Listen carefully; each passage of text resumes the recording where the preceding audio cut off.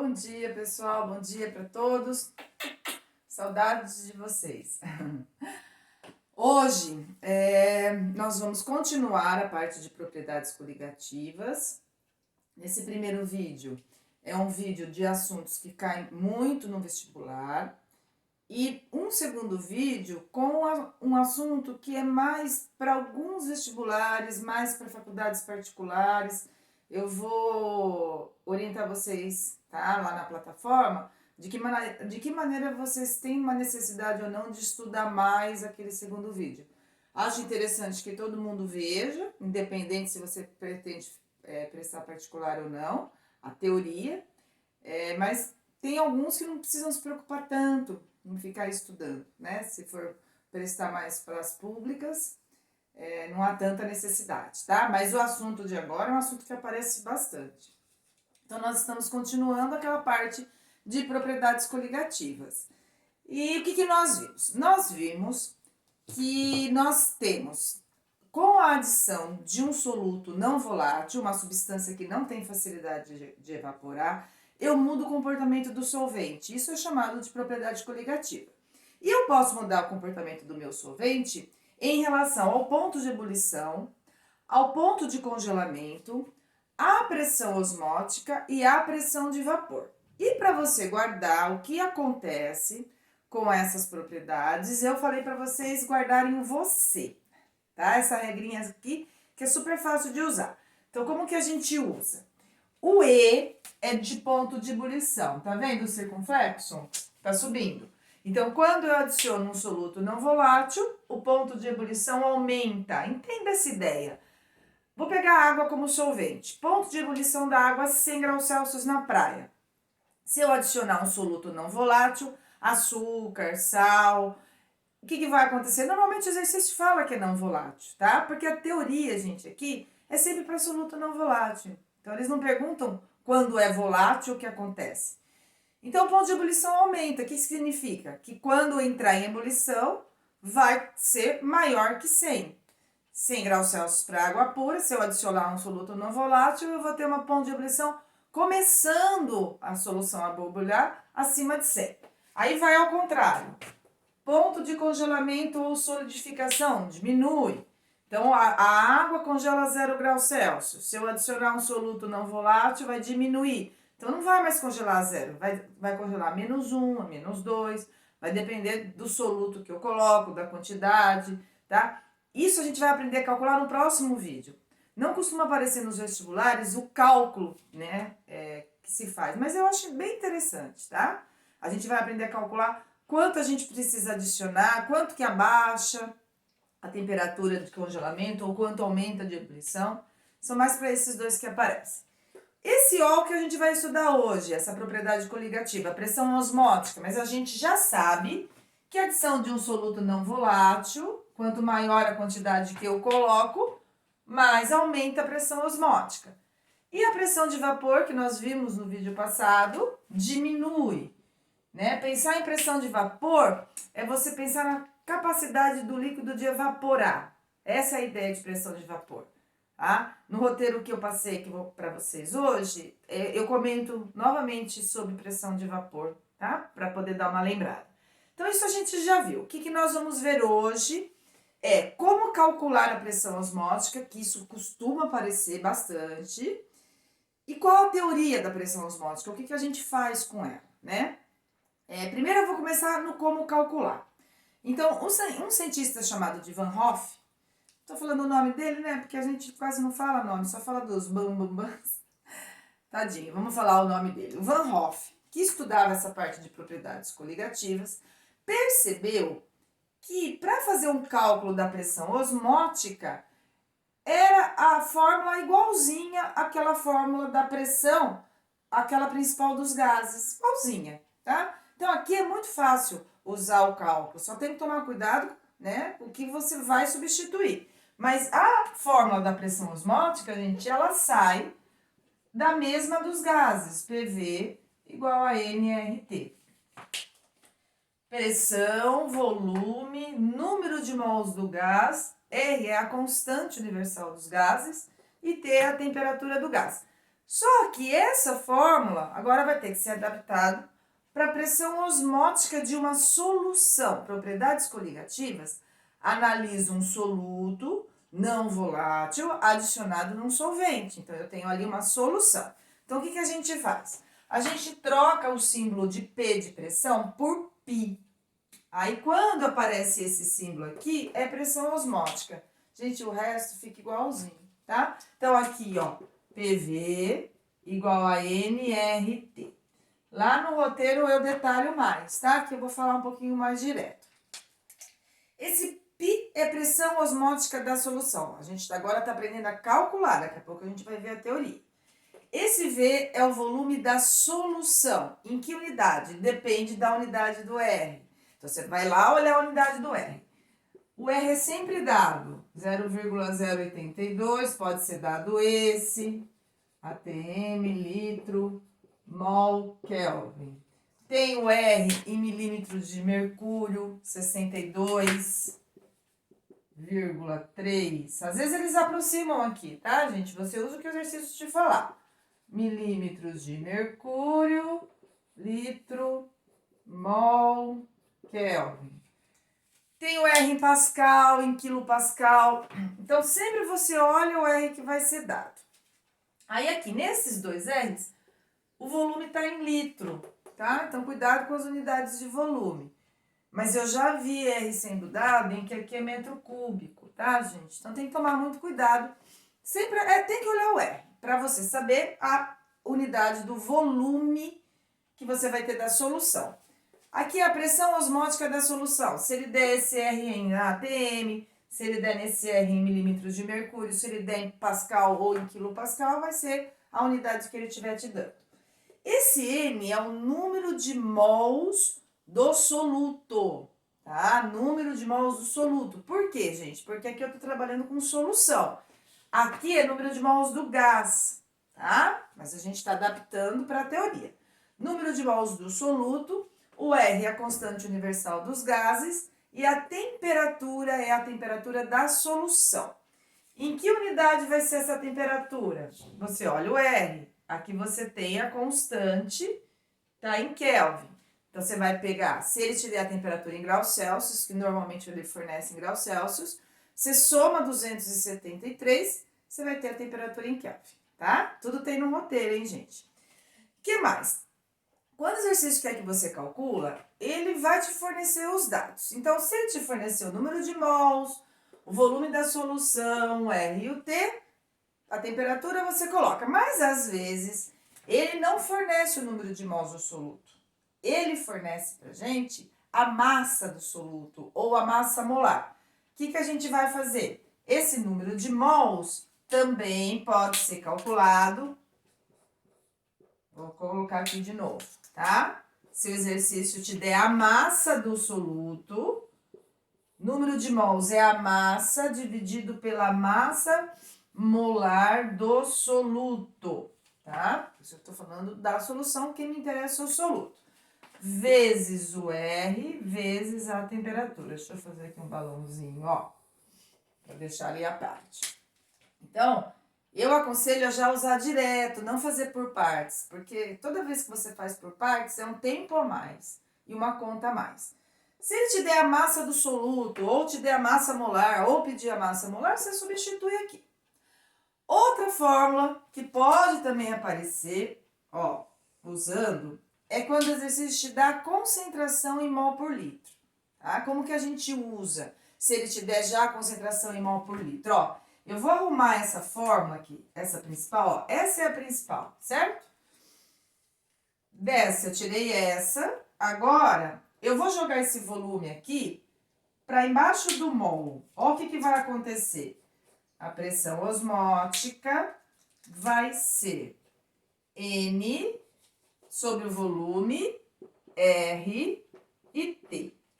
O que é esse mol por volume, mol por litro? Que concentração é? A mais famosa em química, gente, a concentração em mol por litro. Então, essa fórmula aqui, a gente pode usar assim, ó. Mol por litro é a concentração. Eu gosto de usar esse M meio diferente, tá? RT. Pronto. Concentração constante e a temperatura. Se o exercício já te der a concentração, você analisa essa fórmula aqui de baixo. Então, tá vendo que tudo vem dessa? Tudo vai depender dos dados. Outra coisa importante, quando a gente faz o cálculo da pressão osmótica e a gente compara as soluções. Se você está comparando as soluções, você está comparando elas com a mesma temperatura. O R não é o mesmo? Então, quando você falar de pressão osmótica, é como se você estivesse falando da concentração. Então, quanto maior a concentração, o que acontece com a pressão osmótica que a gente já sabe? Aumenta. Por quê? Quanto maior a concentração de partículas espessas, maior vai ser a pressão. Ó, eu estou vendo aqui na fórmula.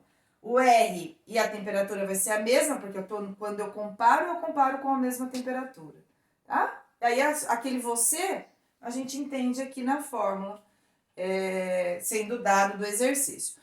Depois eu vou fazer um vídeo fazendo alguns exercícios com vocês, tá? Para não deixar um vídeo com muita informação. Então, primeiro eu quero trabalhar a parte teórica e depois trabalhar a parte com vocês de exercícios. Então, vão ser vídeos menores, tá? Para não cansar tanto. E aplicando, então. Então, o que mais que vocês precisam saber?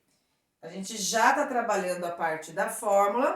Agora, a gente vai pegar aquela ideia do quê?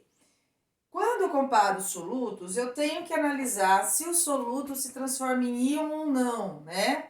Que é aquela ideia de partículas dispersas. Aqui também eu vou ter que analisar para calcular? Vou, porque se é propriedade coligativa, depende da quantidade de partículas dispersas, depois que eu coloco em água. Então, é importante eu olhar o soluto e conseguir analisar se ele só vai dissolver ou se ele, além de dissolver, vai formar íons ou separar nos íons, tá? Então, a gente vai continuar aqui para ver o que muda no cálculo. Então, vamos supor que eu estou analisando.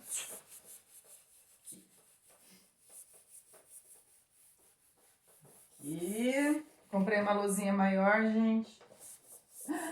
Ai, gente, não vejo a hora, né? Daqui a pouquinho, se tudo der certo, e vai dar, né? Esse pensamento positivo. Estamos juntos again. E aí, eu continuando aqui, então, gente. Então, ó, no roteiro, eu comparei alguns solutos que eu posso adicionar na água. Então, os açúcares, sacarose ou glicose, fórmula C12H22O11, C6H12O6. São solutos que só dissolvem. Então, a gente fala que quando eu coloco esses dois solutos em água, eu tenho soluções moleculares. Às vezes o exercício fala isso. Solução molecular. Solução molecular tá falando assim para você, olha, não tá formando íons. Então, a quantidade que eu coloco dele em mol, hein? Sempre a ideia é em mol. Para essa fórmula, você pode usar mol por litro, pode usar a primeira que é mol e o volume da solução. Não importa, não é em massa, tem que passar para mol. Vai ser o que você tem da substância que ele te fornece. Agora, se eu tiver, por exemplo, NaCl, os exemplos que eu dei no roteiro. Essa base aqui, NaCl é um sal, né? CaOH2 e a L2, SO4, 3. Quais são as substâncias que em água me dão íons? Sal, isso aqui é um sal, isso aqui é um sal, isso aqui é uma base e ácido também. Tá? Os ácidos também ionizam. Então, o que a gente tem aqui? O sal de cozinha, quando eu coloco ele vai dissolver e me dar um do Na+, e um do Cl-, a coisa. Eu não quero ficar escrevendo muito, gente, para não ficar uma lousa muito cheia, tá? Então, aqui ele é sólido, quando eu coloco em água, sempre que formar íons, Eu falo, não quero escrever, mas não aguento, né? Não aguento, gente. Aquoso. Me dá coceira na mão, tá? Vou escrever. Tô colocando todos em água. Um do NaCl me fornece um íon mais um íon. Aqui a gente supõe, um exercício supõe, que está ocorrendo 100% de separação dos íons, de dissociação. Às vezes eles usam o termo ionização, tá? Se eu colocar essa base aqui, eu vou ter um do cálcio, 2 mais, aquoso, mais 2 do OH-. Olha só essa base. Aqui eu tenho 2 do OH-. Então, olha o que eu vou ter. Para cada um desses que eu coloco, eu tenho 1 mol do Na+, aqui em cima, mais 1 mol do Cl-, total de partículas dispersas de 2 mols. Se eu colocar a mesma quantidade, eu tô pegando a proporção do balanceamento, mas às vezes, gente, o exercício fala assim aqui, 0,1 mol, aqui vai ser 0,1, aqui vai ser 0,1. Se aqui ele falar 0,2 mols, 0,2 mols, 0,2 mols, você obedece a proporção. Esse aqui de baixo, a cada 1 mol que eu coloco, eu vou ter 1 mol do cálcio, mais 2 mols do OH-. Total de partículas dispersas aqui, 3 mols. 3 mols.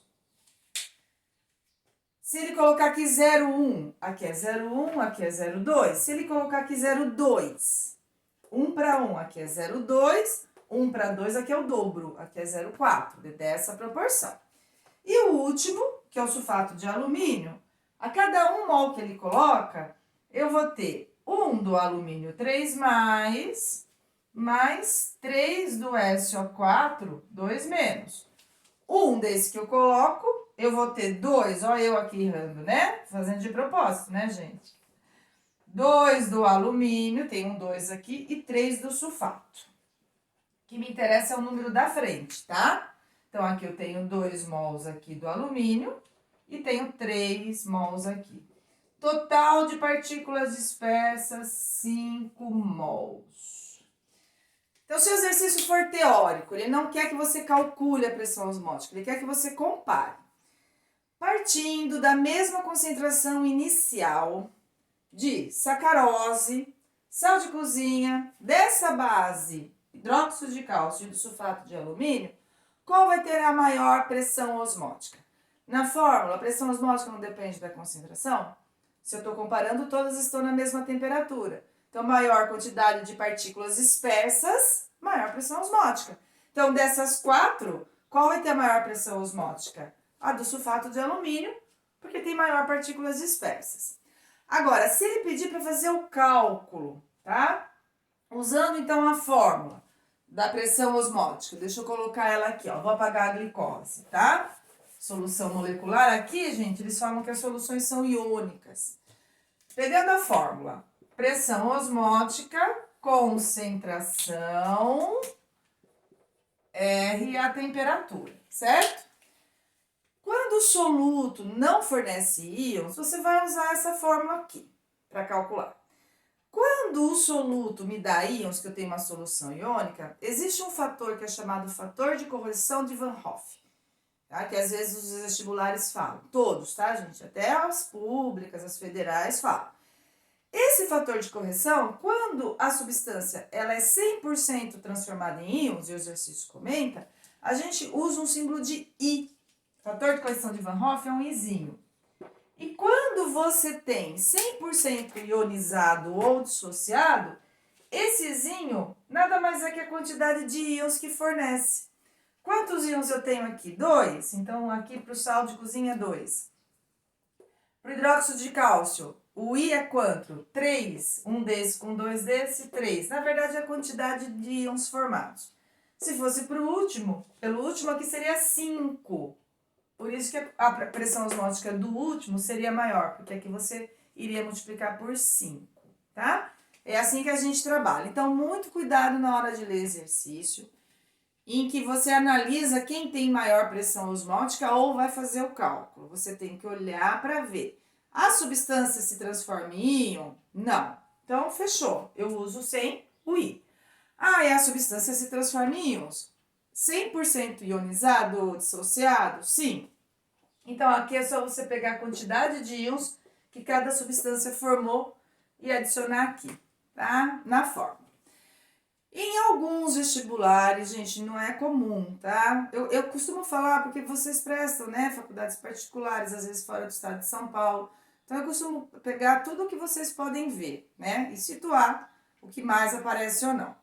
Não é comum aparecer, isso é mais para as faculdades particulares agora que eu vou falar, tá?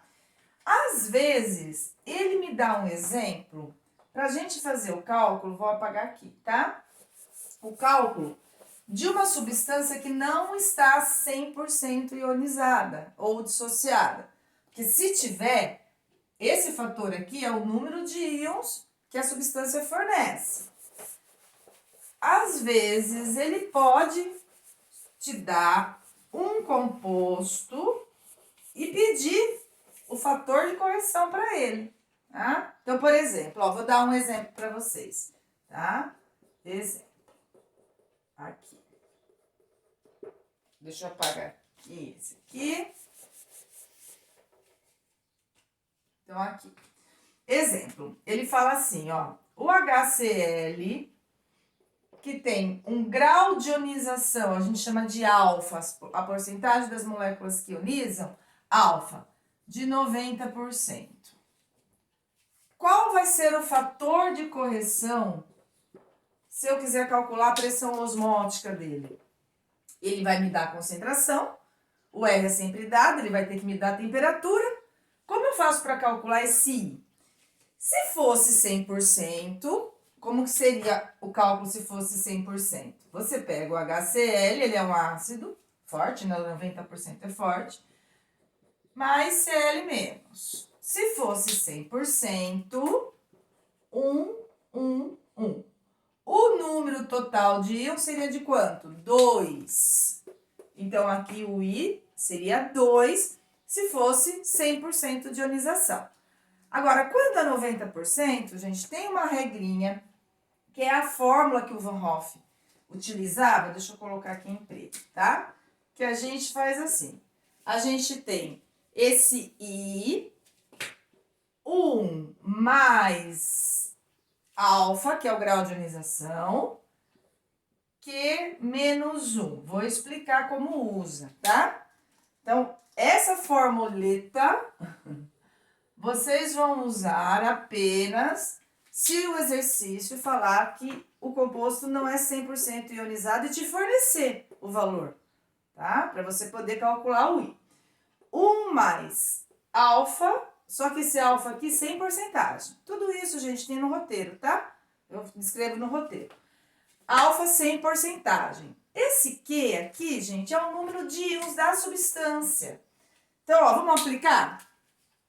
I é igual a 1 mais 90%, 0,9. 90%, tira a porcentagem. É 90 por 100. Isso é 0,9, tá? Sem porcentagem na fórmula. Aí aqui, alfa já foi. Que é o número de íons? Qual é o número de íons que foi formado? 2. Menos 1. Deixa eu fazer de cor diferente o que a gente tem variando na fórmula, né? Aqui o alfa vai depender de cada substância. E aqui o número, esse Q é o número de íons, é o 2. Se fosse aquele Al2SO4, que tem 5 íons formados, aqui é 5.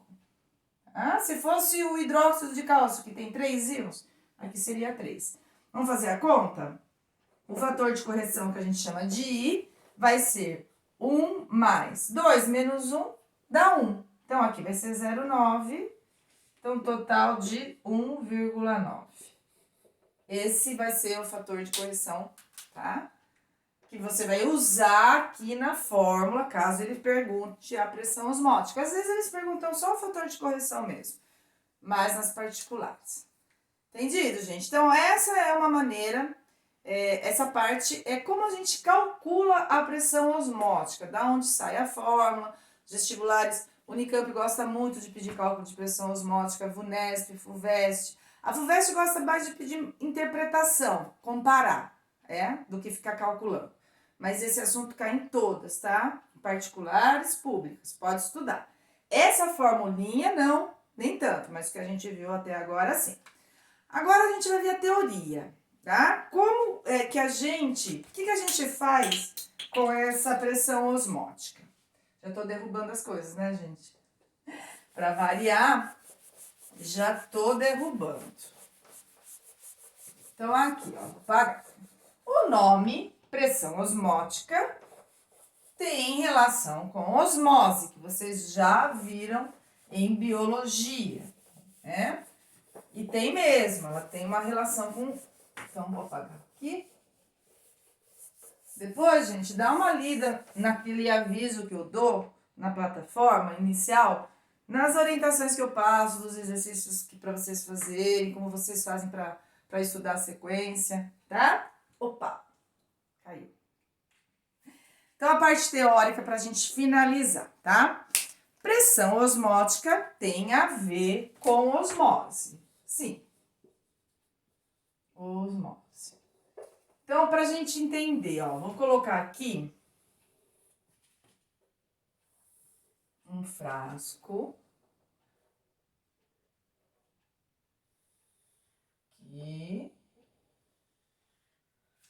Aqui no meio, gente, uma membrana semipermeável, apenas para água, tá? Aqui. Desse lado, eu vou colocar